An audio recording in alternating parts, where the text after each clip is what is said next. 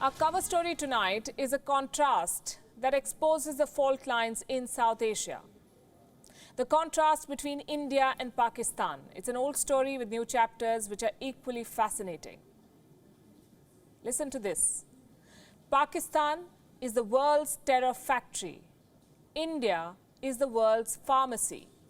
Pakistan is sending killing machines to India. India is sending life-saving drugs to Pakistan. This contrast becomes even more striking during a pandemic like this. Let me start with Pakistan. The coronavirus is taking lives there like in any other country. Pakistan has also been under lockdown. But there are two wings of the Pakistani state that are working overtime: the army and the terrorists. The Pakistan army is perhaps the only defense force in the world that's asking for a salary hike right now. And its terrorist groups are rebranding themselves. When the world is building masks, protection equipment, drugs and vaccines, Pakistan is giving its terrorist groups a makeover.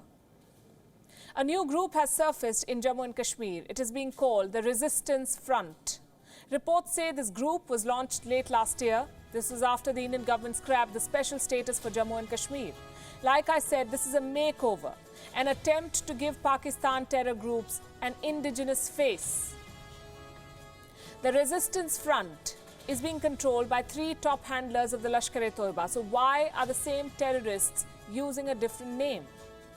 It's an attempt to evade international scrutiny, especially by the FATF, the Financial Action Task Force, the international terror funding watchdog.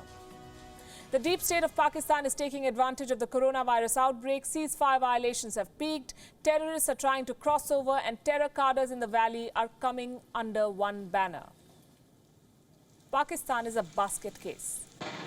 It is exporting terrorism to India, and in return, it wants life-saving drugs.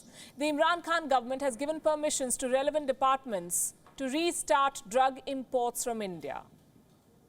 Here is something you must know. Pakistan had banned imports, including many drugs from India last year. This was after India's Kashmir decision. Then Pakistan realized that this grandstanding was too costly. It needs Indian medicines after all. And with Imran Khan at the helm, how can any decision be made without some drama? The entire episode has exposed the confused state of affairs in Pakistan. Imran Khan cannot seem to decide how he wants to approach India. He wants to import the drugs, but he still wants to appear tough. How do you do that? The fact is, despite his ban, his country did not stop importing drugs from India. The ban was announced in August 2019. In the month of September, it was partially lifted. Within weeks, they realized they needed those drugs. Life-saving drugs were allowed into Pakistan. These were medicines for cancer, heart diseases, anti-rabies and anti-venin drugs used for treatment in hepatitis and liver-related ailments. But the government ban did not work. Reports say Pakistani companies were still buying around 450 different medicines from India. And this includes vaccines, vitamins, active ingredients and other drugs. According to Pakistani newspaper The Dawn, Imran Khan has ordered an investigation into what he calls illegal imports.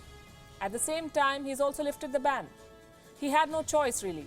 Pakistan has to rely on India for medical supplies. Even when Pak-sponsored terrorism hurt India and took the relationship to a new low, India never stopped medical assistance to Pakistan. This is the contrast I'm talking about. And this medical assistance includes both medical visas and the supply of drugs.